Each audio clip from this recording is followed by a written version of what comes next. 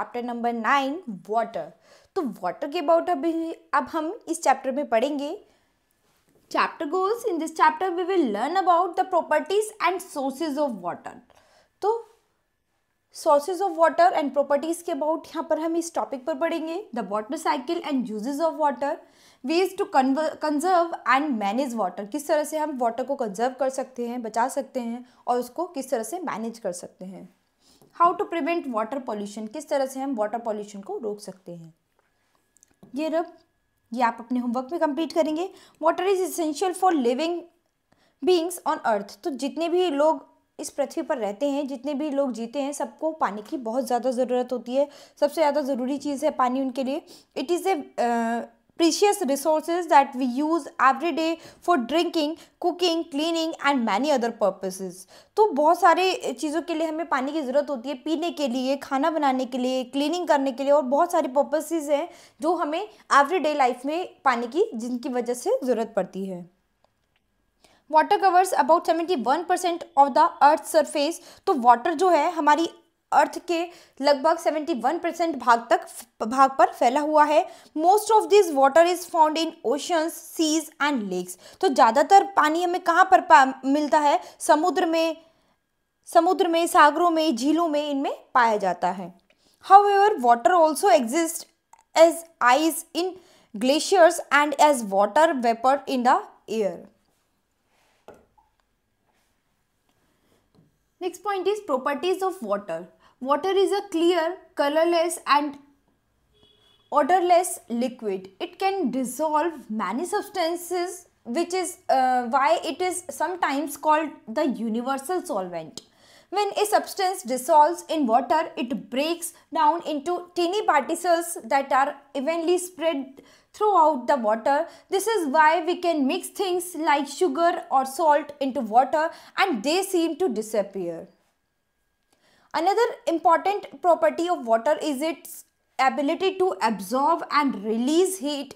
Water can store a lot of heat energy without its temperature changing very much. This helps to moderate the Earth's climate and keep temperatures with a range that is suitable for life. तो क्या है कि हमारी अर्थ के जो climates है वो ज़्यादातर भाग जो है वो पानी से घिरा हुआ है।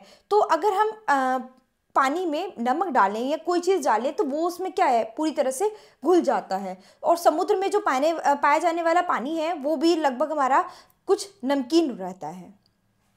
सोर्सेज ऑफ वाटर, तो वाटर के सोर्सेज क्या है, कहाँ कहाँ से हमें पानी मिल सकता है। Water is found in many different places of on earth. The main sources of fresh water is precipitations which includes rain, snow, sleet and hail। तो हमें बारिश से, ओलों से, इनसे सबसे ज़्यादा फ्रेश वाटर मिलता है। When precipitation falls to the ground, some of it seeps into the soil and becomes groundwater.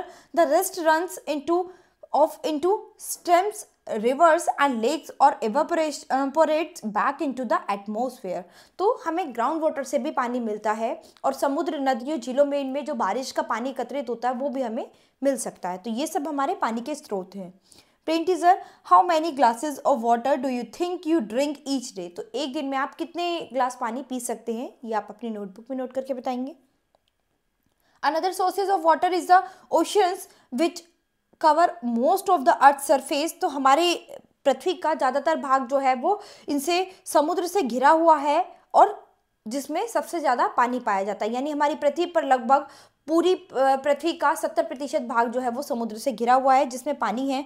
However ocean water is salt water which means it is not safe to drink and can not be use for most other purposes without first being treated to remove the salt.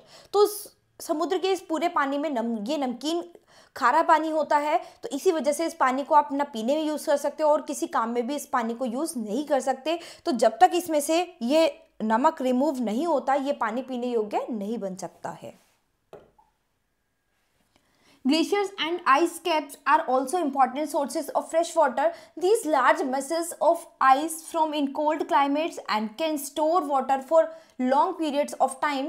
When they melt, they release the water back into the environment. तो ये जो ice होती है, जो जिन जगहों पर भी बर्फ़ गिरती है, कुछ भी है, आप उस बर्फ़ को स्टोर करके उसको पानी में बदल कर उसको यूज़ कर सकते हैं, तो वो एकदम फ्रेश होगी।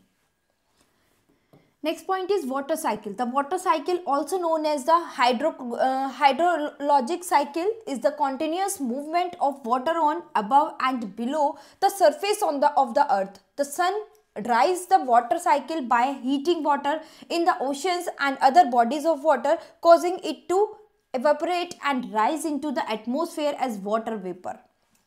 तो क्या होता है कि जब सूर्य निकलता है तो ये बर्फ़ है या फिर जो समुद्र, नदियों, झीलों में ये पानी जमा हुआ है वो इससे पिघलता है और वो पानी का रूप ले लेता है।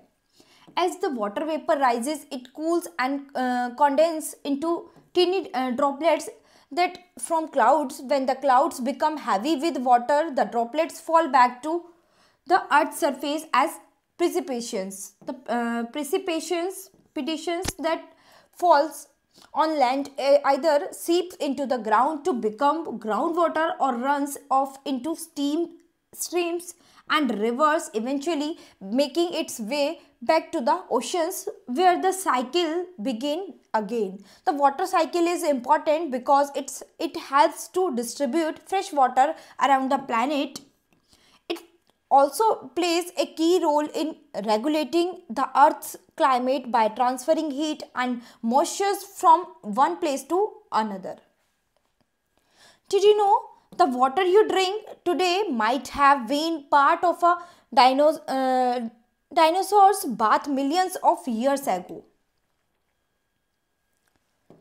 सो next point is uses of water. तो वाटर का यूज़ हम कहाँ कहाँ पर करते हैं, किस किस जगह करते हैं। Water has many different uses both for humans and for other living things. तो चाहे ह्यूमंस हो या जो भी लोग जीवित, जो भी लिविंग थिंग्स हैं, सभी के लिए वाटर बहुत ज़रूरी है। One of the most important use of water is for drinking. तो सबसे मोस्ट इंपॉर्टेंट यूज़ पानी का कहाँ किया जाता है, पीने के लिए। और bodies need water to functions properly and we cannot survive without it। तो बिना पानी के हम survive नहीं कर सकते हैं। Water is also used for cooking, cleaning and personal hygiene। तो इन सब चीज़ों में भी हम पानी का यूज़ करते हैं। In addition to its use in the home, water is also essential for agriculture। Crops need water to grow and irrigation systems are used to supply water to fields and gardens। तो खेतों की सिंचाई के लिए, पेड़ पौधों में पानी डालने के लिए, इनके लिए भी पानी की ज़रूरत होती है। Water is also used in industry for a variety of purposes such as cooling machinery and processing raw material. तो रॉ मटेरियल के प्रोसेस के लिए या फिर मशीनों को कूलिंग देने के लिए भी पानी की ज़रूरत होती है। तो बड़ी बड़ी इंडस्ट्री के लिए भी हमें पानी की ज़रूरत होती है। Ask student to brainstorm other uses of water in their daily lifes and their communities. तो हमारी कम्युनिटीज़ के लिए, हमारे डेली लाइफ में क्या क्या वाटर के और किन किन चीज़ों में हम वाटर का यूज़ करते हैं, तो ये आप अपनी नोटबुक में नोट करके बताएंगे। Water is also important for recreation and transportation. Many people enjoy swimming, fishing and boating in lakes, rivers and oceans. तो बहुत सारे लोग जो है स्विमिंग एंजॉय करते हैं। कहाँ पर, लेक्स में, रिवर्स में, ओशंस में बहुत सारे लोग जो है स्विमिंग को भी एंजॉय करते हैं। Water is also use to generate electricity through hydro electric power plants and it is use to transport goods and people via boats and ships.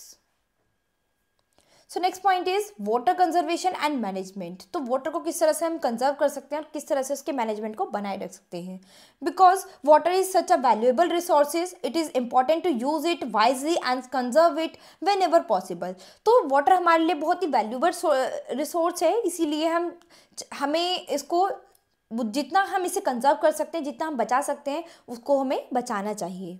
There are many simple things that everyone can do to save water, such as turning off the tap while brushing your teeth, fixing leaky faucets and taking shorter showers। तो हमें क्या है, shorter showers लेना चाहिए या फिर बाल्टी में हमें पानी डालकर उससे नहाना चाहिए। जब हम ब्रश करते हैं तो हमें पानी की टंकी को खुले नहीं रखना चाहिए। तो और भी बहुत तरीके हैं जिससे हम पानी को बचा सकते हैं। Another way to conserve water is to use it more efficiently in agriculture and industry. For example, farmers can use drip irrigation systems that deliver water directly to the roots of plants rather than spraying it over a large area. Industries can also recycle and reuse water instead of constantly using fresh water. तो क्या है कि बहुत बड़े area में जो plants हैं उनकी रूट्स में भी पानी डालने की ज़रूरत होती है। खेतों की सिंचाई के लिए भी हमें बहुत ज़्यादा पानी की ज़रूरत होती है। तो फार्मर्स जो हैं वो भी पानी के बिना कुछ नहीं कर सकते, उनको भी पानी की बहुत ज़रूरत होती है। तो हमें ज़्यादा से ज़्यादा पानी बचाना चाहिए। वो जितना हो सके उतना ही पानी का यूज़ करें, एक्स्ट्रा पानी को वेस्ट ना करें। Did you know it takes about 100 gallons of water to grow and process a single pound of cotton, which is enough to make a pair of jeans. Next point is rainwater harvesting. One way to conserve and manage water is through rainwater harvesting. तो क्या है, हम बारिश का पानी जो है उसको भी कलेक्ट करके उससे भी हम क्या है पानी को कंजर्व कर सकते हैं। Rainwater harvesting is the practice of collecting and storing rainwater for later use. तो हम क्या है रेन वाटर को कलेक्ट करके उसको बाद में रीयूज कर सकते हैं, तो उससे भी हम पानी की बचत कर सकते हैं। This can be done on a small scale such as by using a rain barrel to collect water from a rooftop, or on a large scale such as by building a dam to create a reservoir. Rainwater harvesting has many benefits. It can help to reduce the demand for water from other sources such as wells or municipal water systems. It can also help to reduce flooding and erosion by slowing down the flow of water over the land. Correct? Encourage students to think about ways they could harvest rainwater at home or at school. तो बच्चों आप भी क्या करेंगे कि जो बारिश का पानी है उसको किसी बर्तन में अपने घर पर, स्कूल में एक ऐसा बर्तन लगा देंगे बड़ा, जिसमें बारिश का पानी इकट्ठा आता रहे और कलेक्ट होता रहे, और बाद में उसको पौधों में पानी डालने के लिए या फिर किसी और यूज़ में लेकर उसको रीयूज़ करेंगे। Next point is prevention of water pollution. Water pollution is a serious problem that can have harmful effects on both human health and the environment. तो water pollution हमारे लिए एक भारी समस्या हो गई है, जो क्या है हमारे इंसानों के लिए भी, हमारी हेल्थ के लिए भी बेकार है और हमारे एनवायरनमेंट को दूषित करने के लिए भी बेकार है. Water pollution occurs when harmful substances such as chemicals, waste or debris enter water sources like rivers, lake and oceans. तो आप देख सकते हैं कि नदियों में, तालाबों में, ये जिस तरह की जो भी पानी की जगह है, नदी, तालाब, समुद्र, जो भी जगह हैं, यहाँ पर क्या है लोग कूड़ा कचरा डाल देते हैं, फिर उसी पानी को यूज़ करते हैं, तो उससे क्या है बहुत सारी बीमारियाँ फैल जाती हैं. There are many different causes of water pollution including industrial waste, agriculture, runoff and sewage. तो क्या है कि पानी के दूषित होने का और भी बहुत सारे कारण हैं. जो इंडस्ट्रियल एरिया हैं वहाँ पर क्या है बहुत सारा पानी में कूड़ा कचरा डाल के पानी को गंदा किया जाता है. इधर उधर गीला कूड़ा कचरा जो है वो इधर उधर फैला दिया जाता है, जिससे क्या है मक्खी मच्छर उन पर फैलते हैं और वो क्या है हमारे शरीर को फिर हार्म करते हैं. To prevent water pollution, it is important to properly dispose of waste and it use chemicals and other potentially harmful substances responsibly. तो आपकी ये रिस्पॉन्सिबिलिटी बनती है कि आप पानी को जितना हो सके दूषित होने से बचाएं. न्यू वर्ड्स ये आप अपने होमवर्क में रीड करेंगे. In a nutshell, water is essential for life and has many unique properties. The main sources of fresh water are precipitations, ground water and glaciers. तो ground water और glaciers दो हैं, ये main resources हैं. The water cycle is the continuous movement of water on, above and below the earth's surface. Water has many uses include drinking, agriculture, industry, recreation and transportation. It is important to conserve and manage water resources and to prevent water pollutions. So students, इस chapter में हमने water के about पढ़ा है कि किस तरह से हम वाटर को कंजर्व कर सकते हैं, किस तरह से हम उसको पॉल्यूटेड होने से बचा सकते हैं, किस तरह से हम अपने वाटर को सेव कर सकते हैं। और वाटर हमारी लाइफ के लिए बहुत ही इंपॉर्टेंट एसेंशियल्स पार्ट है हमारी लाइफ का, तो हमें वाटर सेव करना चाहिए। So student, that's all the chapter. Hope you understood the chapter.